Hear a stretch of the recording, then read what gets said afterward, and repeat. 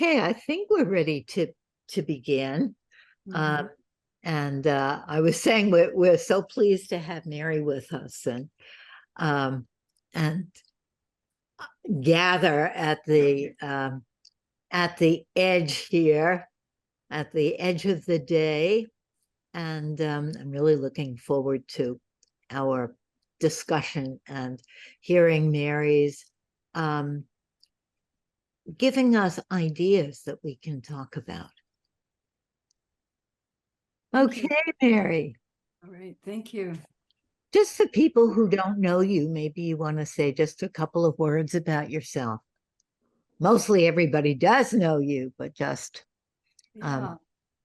And I think I don't know whether everybody knows my background, but my background is I started with Anne Weiser Cornell, and and then I went to Garrison Institute summer school one year and met up with Kevin McEvenue, and that really intrigued me. So I took the advanced training with him, and I never became certified. I'm not certifiable, but I have used it in many different areas. I have training in spiritual guidance, and I was a nurse for quite a few years. So kind of a varied background, always seeking, always learning. Learning's great. So I hope this is helpful to some of you, if not all of you. I'm going to start by reading from my Wholebody Focusing manual, just reading what Karen Whalen, who's one of the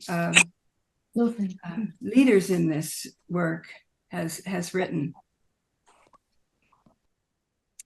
Wholebody Focusing has an entirely different slant on the role and functioning of listening. In Wholebody Focusing, listening is hearing with my own body, my whole body. I am listening from a direct connection with the aliveness in my body. First, I connect with the life in my whole body via grounded presence, a bodily awareness of all of me here, connected to the ground and the whole environment.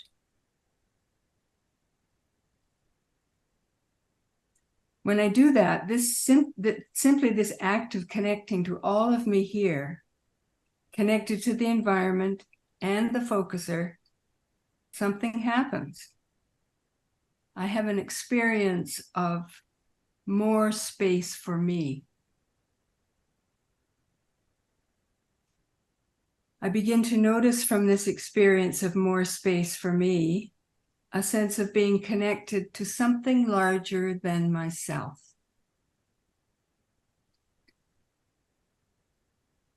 This first sense of me here becomes bigger because it is part of something bigger than itself, like the ground, the chair I'm sitting on, the room I'm located in.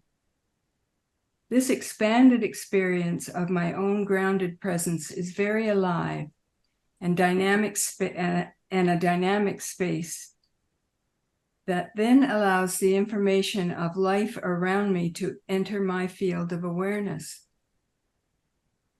During the experiential process method of Wholebody Focusing, we listen to self and others with our expanded conscious presence. Listening is thus an embodied quality of being present to something or someone. Grounded presence is the direct experience of listening consciously to the life of the whole body environment situation interaction.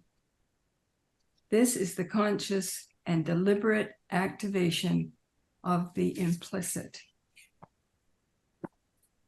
So to begin, I'm going to invite you to be part of a guided meditation that comes from the training that I experienced. And I'd like to suggest that if you want to be really free to what happens, you might want to turn off your video. You don't have to. You can sit or you can stand, whatever feels right. And find a posture where you can let go. No sense of holding yourself up. And allow gravity to do its work. All right, so let's begin in the beginning. Notice where you are sitting or lying down. Invite your body to notice its contact points with the chair and the floor. Take a few long and conscious deep breaths as a way of connecting with the breath of life. We often forget to breathe, and our breathing gets caught and shallow by a constricted diaphragm.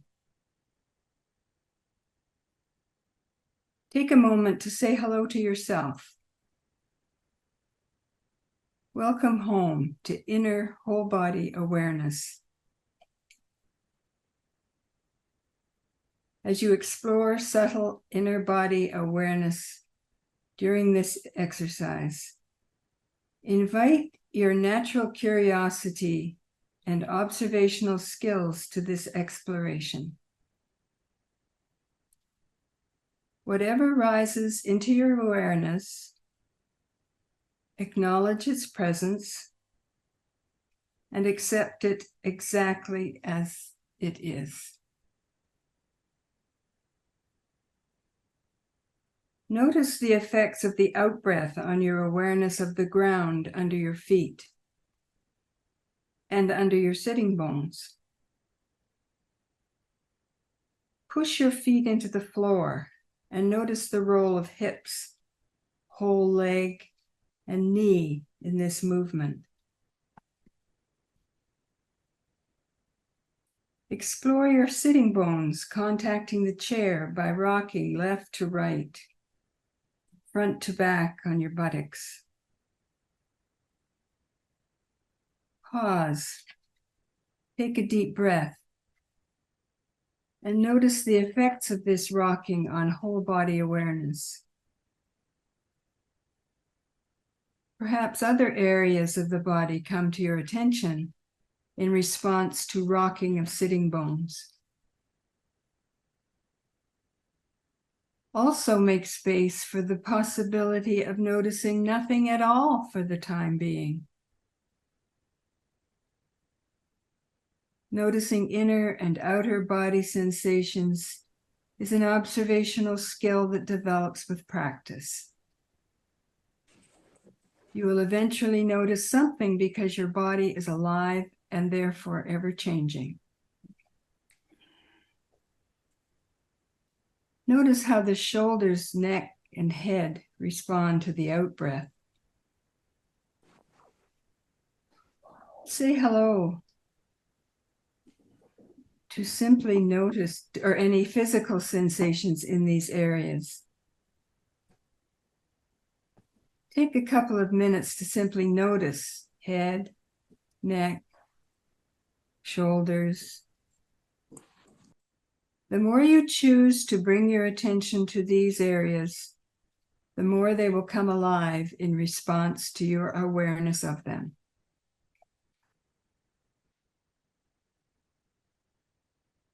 Notice how the chest, abdomen, belly, and pelvis respond to the out-breath. Say hello to any inner physical sensations in these areas.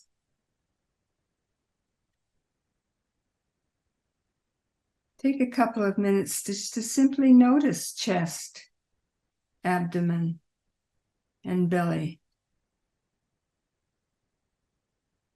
See if you notice the subtle effects of the in-breath and the out breath in your hip joints.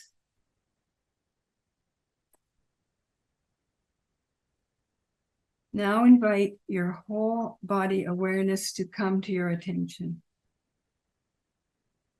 All of you from head to toe is noticing your connection to the chair, floor, to the breath, and to the space of your room. Allow the body to begin to open to the space around it, even as it opens to the inner space you're inviting by your breath and your willingness to feel the support of the ground and environment. The body may be able to begin to stretch or yawn and move in ways that adjust its settling into the support of the environment. And nothing has to happen. The body may naturally begin to unwind any holding or areas of tension held in the body by shifting its posture or by moving in ways that allow the unwinding of tension.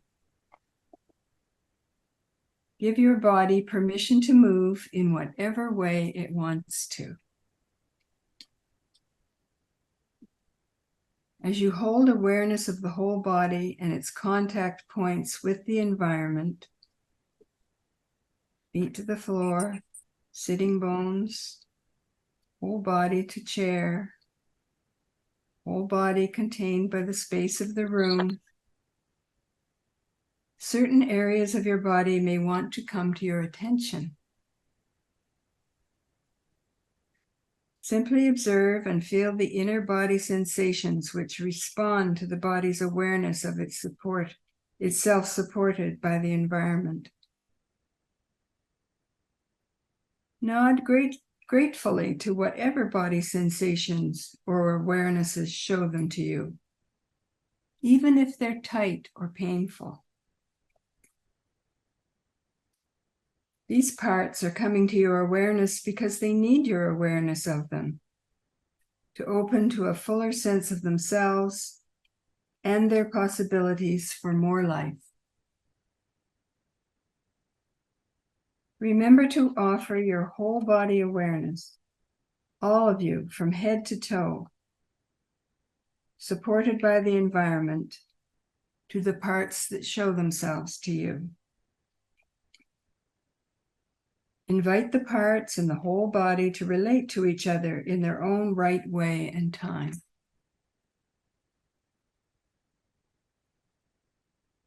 All you ever need to do is return to your own grounded presence and awareness of the whole body in this gentle, neutral, curious, and welcoming way. You neither get pulled into particular manifestations of the body, nor do you ignore them.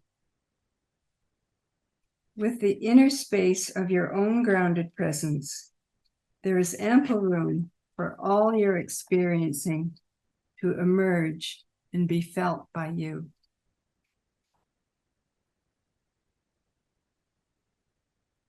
Take a few more deep breaths as you hold awareness of the whole body from head to toe, connected to its environment. You may notice how the initial stirrings of body sensations have shifted as a result of your practice of grounded presence. Take a few moments to appreciate what has come to your awareness and how it has shifted in response to your whole body grounded presence. Give the body a few minutes to complete its experience of itself in this particular way. And know that you can return to this practice of grounded presence at any time during your daily life.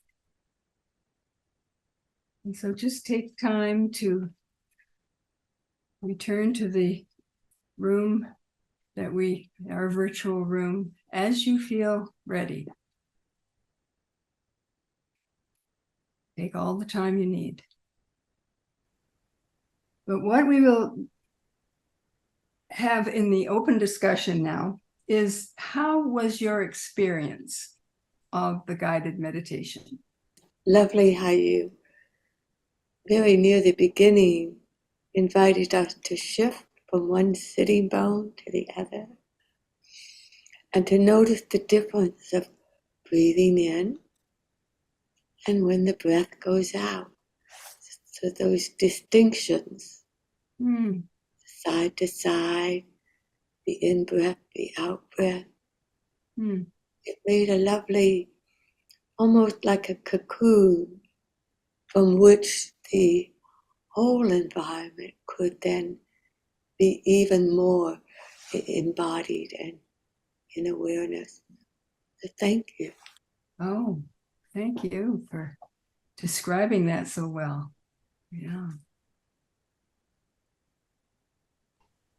Yeah, that was such a lovely reflection, Katerina. Yeah, that inspires my own thoughts. There was this beautiful weaving, it was an invitation, right, to awareness, that had all this permission in it, which I think is always really important so the listener doesn't have to think about succeeding or failing at the instruction, right? But meeting oneself exactly as one is with these really subtle cues that open up the body. I do a lot of this kind of practice, and this was like a really just fantastic example that I want to share with other people I know. It was so good. Thank you so much. Yeah, thank you. Yeah, I was noticing in myself how it helped to ground myself as I was reading it, because sometimes I got kind of lost in, am I doing this slowly enough, or should I be taking this time, or whatever? And especially the sits bones part, that really helped me to connect with my chair again and connect with the floor under my feet. And yeah, so it is something that, one part that I read about this was, you're never lost. You're never lost. You can always return to this. Yeah. So that's a beautiful thought. You're never lost. yeah.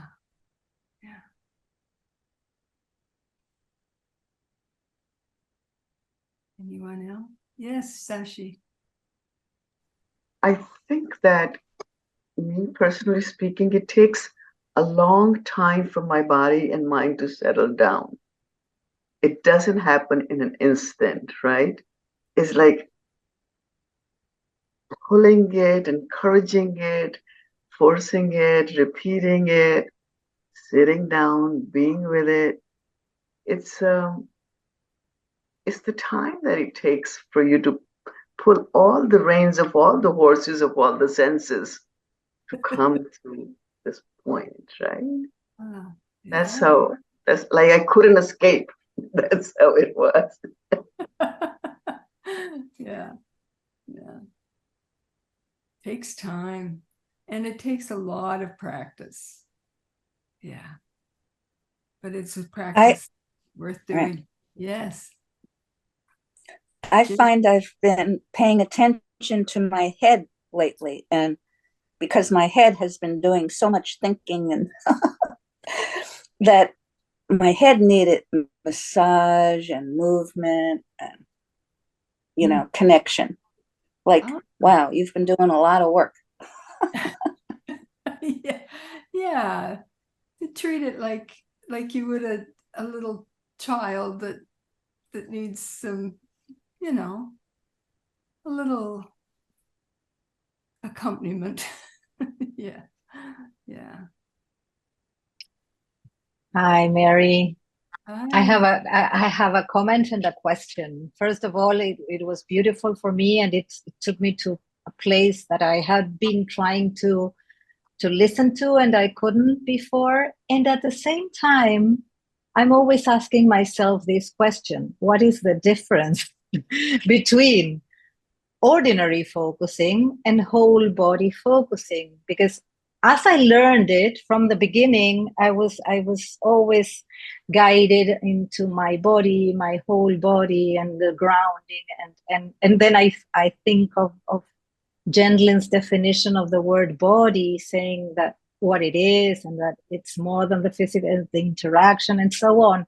So I'm always asking myself, what is the difference between what we ordinarily do and whole body focusing, if there is one? And I would love to hear that. Thank you, Mary.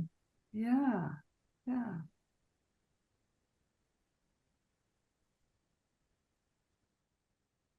For me, the difference is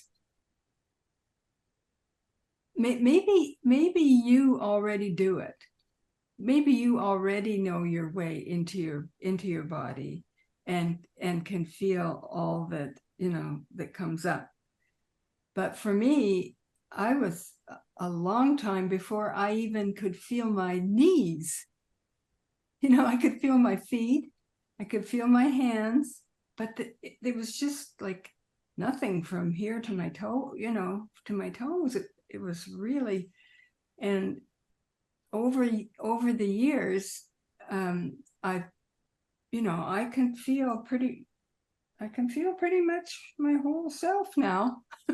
I've come home to myself, and for whatever reason, I think different people might find it maybe easy. Well, I know some people find it very easy to feel their whole body, but I never did. And another thing was that the idea of taking in your room around you, the space behind you, the space, even outside, the trees, whatever. Yeah. Does that help at all?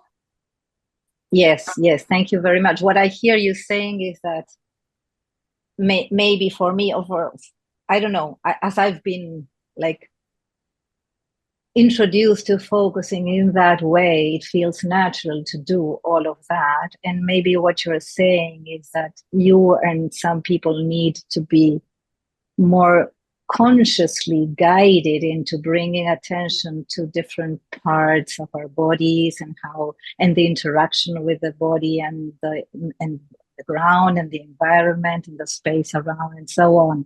Yes, thank you, Mary, for that answer. Mm-hmm. Did I understand correctly? You did understand correctly, and I would invite people to respond to what Nadia just said.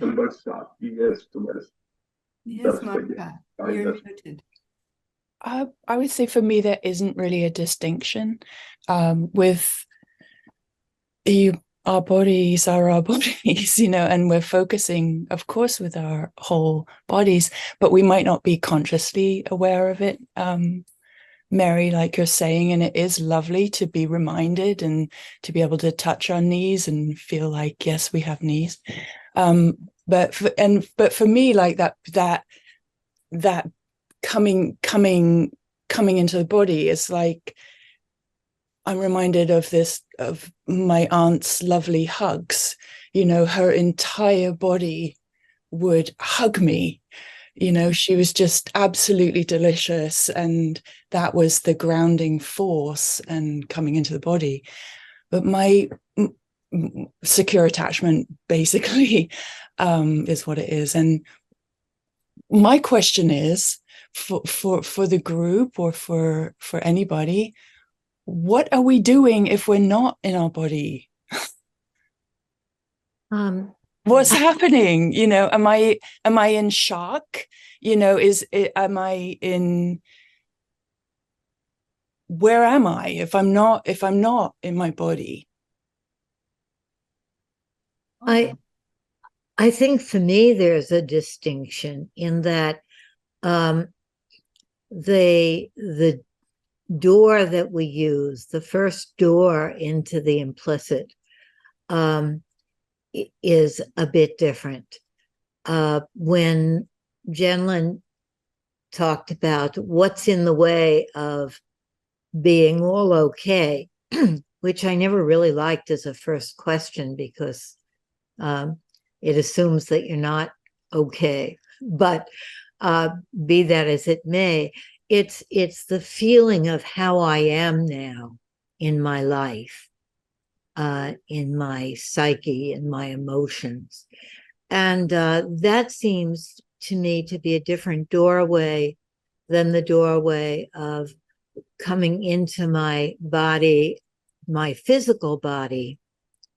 And I think there's a distinction maybe between awareness of the physical body and awareness of the larger body in which we have the felt sense of our okayness or our belonging. Mm. Mm. You know, Lynn, that reminds me of what I was thinking, which is that I'm always sort of thinking about what's wrong. So I go to that place that's something's not right, like the little child, you know, that's acting out or having a problem. But there's so many other parts of the body that are providing so many positive things that might help, you know, and also to put attention to those things as well. So that's what I was thinking of with the whole process. Yeah. And then the experience of it was so beautiful to be in touch with all these other parts that had so much to offer. Yes.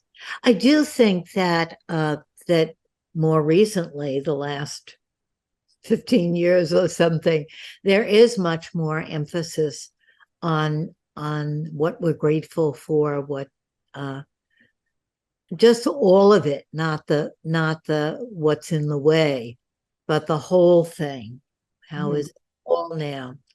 But I also think that there are people who are naturally more conceptual and people who are more physical. And I'm in the group of the people who are more conceptual. So I may start with, oh, what is it like for me now in this helpers group or something like that? Whereas I think for you, Monica, you might start with the breath and with the sense of the body in the room. And I think there's one more thing about this whole body focusing, because I remember way back different teachers put different emphasis on how they were teaching focusing, and then started putting a name to it. It's like Anne Weiser Cornell with her inner relationship focusing, and Robert Lee, I don't remember exactly what he named it. And so it was also in some way, I don't know, it a little bit like a branding. And also, I think as focusers, any handle never completely, it is never completely satisfying for long. And so there was always some need to put something together with focusing that captures it more. And I think also the style of teaching. So I'm wondering what you think of that way of looking at the labels. Yeah, I think that each teacher and each one of us carries it forward in our own unique way. And then we give a name to our unique kind of carrying forward. Yeah. Lynn, this is Anesti. I was going to say, based on what Robert and you are saying, I think my feeling also is that is how the student takes it in. And there's a process, there's like a growing process. So I might be studying with you, but then I go and I take a workshop with Kevin and suddenly something opens up, because at least that's what happened to me. Like I was like, okay, so I have to find this felt sense, as if as if my body didn't realize that I was connected to the felt sense. Somehow my mind was blocking me and making me think that I had to find a felt sense. But I go into Kevin's class on whole body focusing, and suddenly my whole body is open to this felt sense. But it was a process of learning. I can't blame the teacher. Maybe the teacher already taught me that, or it was there, but I couldn't see it yet. I had to be gentle with myself that focusing was a process and that I would learn from every teacher. But it wasn't that one teaching was better than the other. I mean, I started with Anne Cornell, but then I was working with Charlotte, and it was like, bam, it was like, and then I met Kevin, and then it's just so amazing focusing in terms of what we take from each teacher. Mm.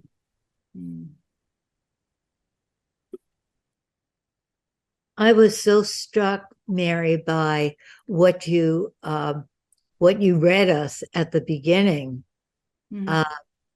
and Karen Whalen's writing, right? Yes. That description of feeling the whole larger self in the body, and I've written about the felt sense of the us, or the felt sense of the group, the felt sense of the community. And that's a wonderful way into that, because many people have a lot of trouble being aware. We all have a felt sense of the us and the felt sense of our zeitgeist even. But we're not aware of that felt sense. And that was a lovely way into it. Yeah, thank you. Yeah, that something in me was worried about using too much of their material, but I couldn't say it any better than that. So I give them, all the credit for sure. Yeah. And Dana, I can see your hand up. Thank you. And sorry, I'm not on camera. I'm not quite put together today. But I was wondering, Lynn, if you could share the name of that article that you just referred to about sensing into the group. I would love to read that. Thank you. The guided meditation, you mean? Or what Lynn was just speaking about, the introduction part? Lynn just mentioned that she wrote something about Lynn's sensing. article. Oh, I misunderstood. Yeah, Lynn's article. Thank you. I was referring to different workshops that I've done, but the ever emerging new us has that in it, but it's a psychoanalytic paper. But I will write. I will write more about it as we go along. Oh, thank you. It's funny, I had a response to when you first started to speak, Lynn, and you said the name Gendlin. Something in me just got like a sense of there's so much that holds us all here from his work. This sort of expansiveness came over me. Yeah. Mary, I'd like to say something about how much the time it took, the time you spent in the meditation, because I connect with what you said about connecting with my body is not something that came easily to me. It still doesn't. And there's something about all the time that you gave us this morning to connect. I could feel myself getting into a more and more self-acceptance about like parts of my body that give me a lot of trouble and act up and are not very pleasant at times that I just like sort of feel at war with, I felt a whole different attitude toward those parts. I listened better. The gurglings I heard, I don't know, it was just a very different experience for me this time in terms of acceptance and almost moving toward playfulness. So that's nice. Playfulness. Yeah. Moving towards playfulness. Yeah. Yeah. I'm aware that we're getting a little close to our time for our breakout rooms, but is there anyone else that would like to have a say, or anything that you might read in the chat that you'd like to respond to? Well, I so resonated with what Dorothy just said, because that's sort of what I was feeling, that sometimes with focusing, I feel there are parts of me that are kind of like this, but it was like just the whole of it was so peaceful. And I just so related. Dorothy, I had the same experience. So yeah, really, really nice experience.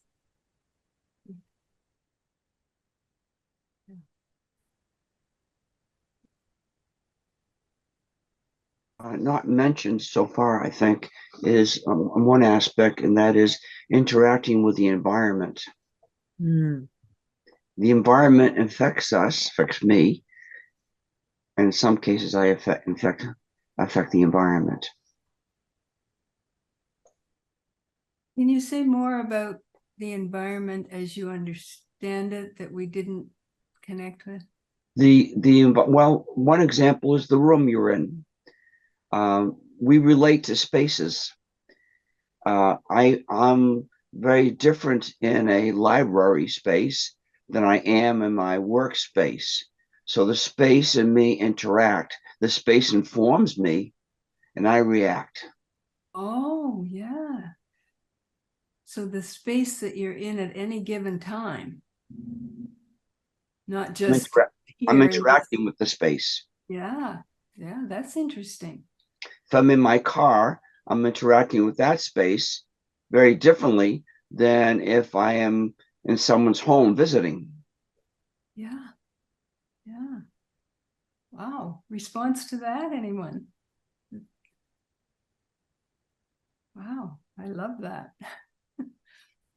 Well, my response is going back to what Mary said, we are never lost. And I think it's for me, it's really like I'm always in a space and I'm more or less conscious of it. And then whatever is happening in me in response to it. And I think it's the same with the body. Because even if I cannot feel my certain areas of my body, I'm still in my body. I just don't feel it. Yeah. And for me, the most important switch is always to acknowledge that not feeling is also a feeling. So if I know that I'm not feeling my chest, I'm actually in my body. You recognizing that you're not feeling your chest. Yeah, you are. That means I'm actually in my body. Yeah. So I'm recognizing the not feeling. Wonderful. And I really like that we are never lost. It's just acknowledging that even if we are thinking of things, we are still in our body. We are still in the room. Thank you. Yeah.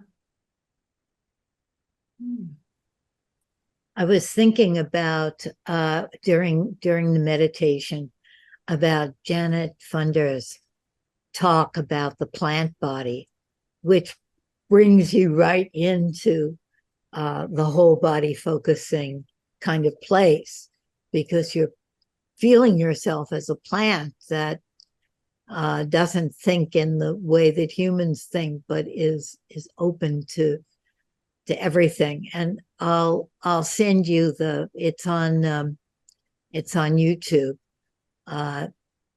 from the Celebrate Jean event in 2013, but she describes it very beautifully. Thank you. Yeah.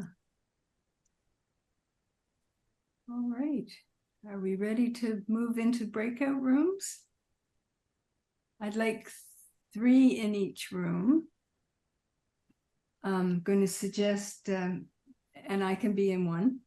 I suggest that you practice remaining in grounded presence as each one shares their experience of the guided meditation.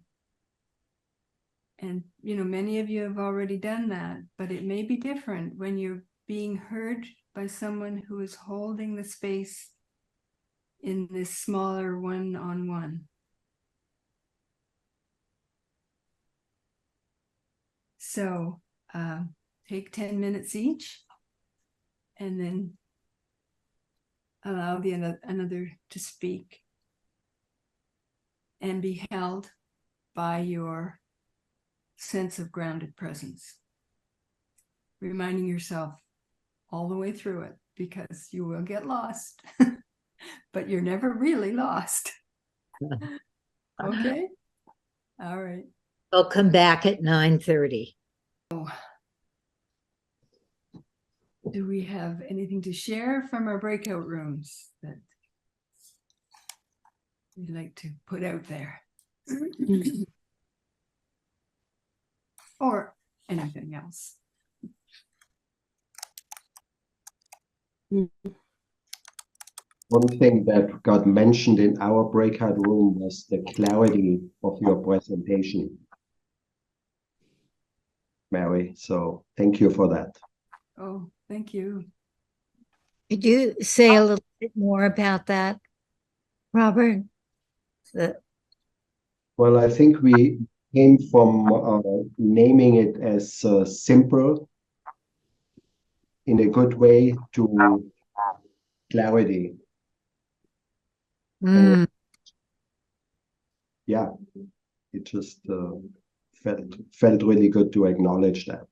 Yes, yes. So it was worth all the angst that went behind it.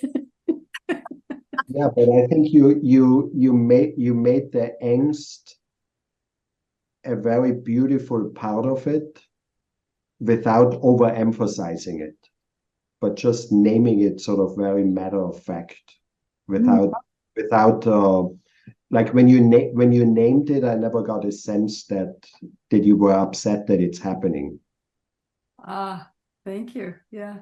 Okay. So it was very, I guess, yeah, it was just really beautiful as what's also in the room. Yes, yes, yes. Mm. Just acknowledging. You were modeling that for us, Mary. Ah, thank you. Acknowledging what is without fighting it. Mm. And I must say that meeting with you and Katerina 10 minutes beforehand really helped me get to that place. Good, good, good. Thanking both of you.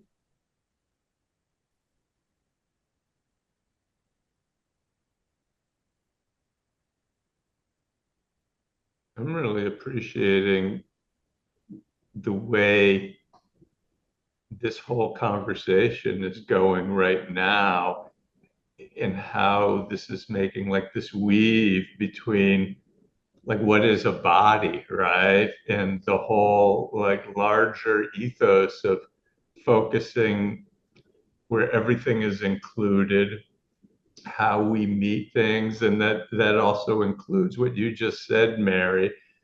Not just like what Robert named, how what you included that in your presentation, but now how you needed others to help support that, which is something I'm always having to still learn in my life, of how to not do it all by myself, right? But how to,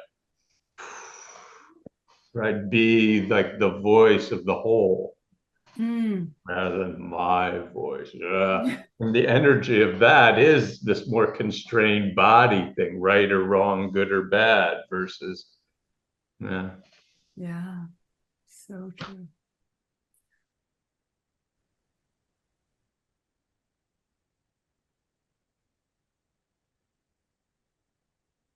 Hi, Mary. Hey. Hi, Valerie. Even though I'm subconscious saying it, I do think it's a value, you know, to say that I was thinking of you this morning before you presented. You know, it was like that. So, like Stuart said, there's maybe that we are more connected in ways than we know, you know. So I think it's valuable to say it, even though I don't know why I should be self-conscious. I was thinking about you, you know, warmly. So yeah. Oh, thank you. Oh, that's lovely. Thank you. I have to say that too, Mary. When I got Lynn's email that you were going to present and to share this space, I was so looking forward to it. And a smile came to my face, remembering times when we shared spaces and breakout rooms and so on. So thank you very much for this. And the way you did it, Mary, was just wonderful.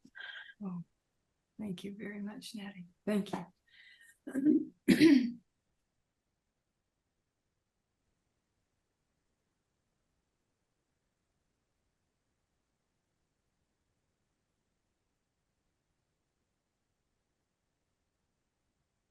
I'm always struck by how different we look when we come back from breakout rooms.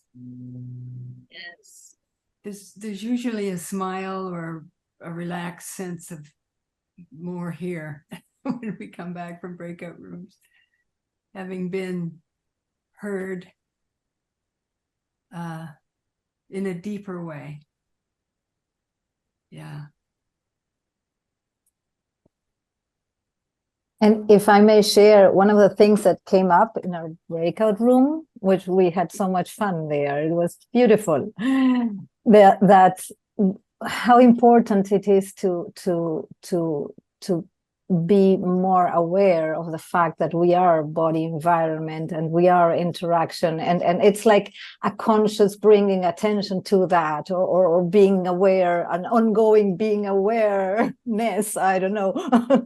so it's so beautiful, and when we can interact in this way, as you were saying, Stuart, I was resonating with what came up here, what was created here. When the sense I have in my body is so different now than it was at the very beginning, and this has to do with our interaction and this whole body focusing that I was asking. What is the difference between?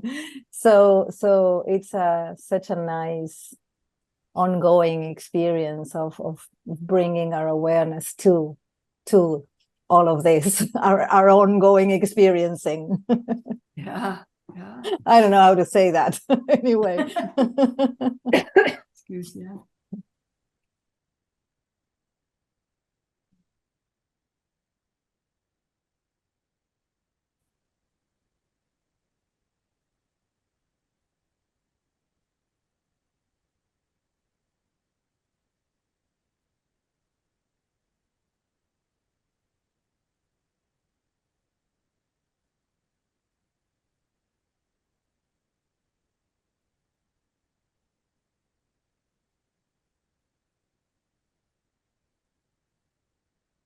Kevin often talks about gravitational space.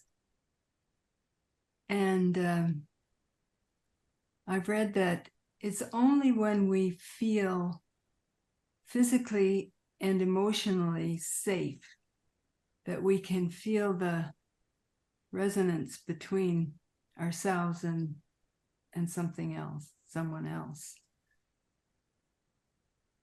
Yeah. Mary, can you repeat what you just said? It's only when we feel physically and emotionally safe. Yeah. That our bodies can resonate with each other. Yeah. Yeah. And in my breakout room, our breakout room, I found I lost my grounded presence several times, of course, but once especially that I noticed was trying to figure out how to help somebody. And how and luckily through many, many years, I've known to notice, oh, I'm trying to fix her, which of course I can't. And that was a little, recognizing that that's a little friendly nudge just to come back to your body. It's not to say, oh, you shouldn't have been trying to fix her. It's just a little nudge. It's a thing, yeah. So just to put that out there.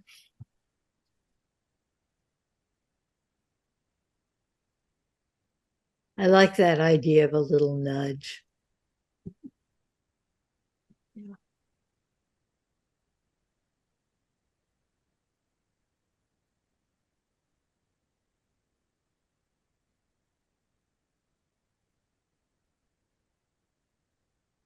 I'm just taking the message from that we're responsible for our physical and emotional space, and we're never lost. I love that part. We're never lost. We can always come back. Yeah. To taking responsibility maybe isn't the right word, but just coming back to our own,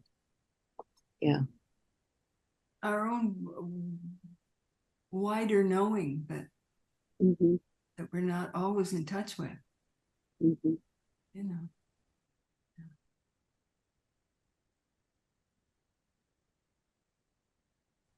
I was struck by that idea of the little nudge of physically when my back begins to ache, I'll know that I've been doing I stand over my art table and do my art, and then my back begins to ache, and I say, oh, I've been standing in this position too long, and it's not good for me, and I'll change my position. And emotionally, if I notice I'm tense, or the feeling of I'm trying, nudges me to say, oh, I'm trying to fix it, or something that is the little nudge emotionally to come back. Yeah. Emotionally, you can come back as well as physically. Yeah.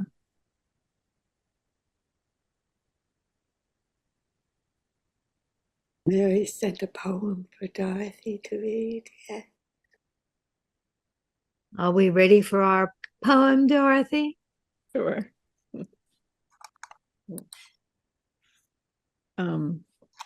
It's a Rilke poem that Mary chose. How surely gravity's law,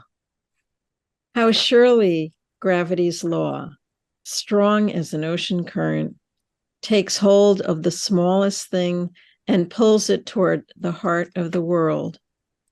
Each thing, each stone, blossom, child, is held in place. Only we, in our arrogance, push out beyond what we each belong to for some empty freedom. If we surrendered to Earth's intelligence, we could rise uprooted like trees. Instead, we entangle ourselves in knots of our own making and struggle, lonely and confused. So, like children, we begin again to learn from the things because they are God's heart. They have never left him. This is what the things can teach us: to fall, patiently to trust our heaviness. Even a bird has to do that before he can fly. Thank you. Yes, thank you. Thank you, Dorothy. Yeah. And thank you, Mary. Thank you very much. So much, Mary. Wow. This was such a sort of comforting, free, exploratory space. And we'll see you next week. Oh, I want to announce December 18th, we're going to have Jean's birthday party and talk about Jean Genlin. So tell people about that, and we'll get ready for it, see what we want to bring to that party.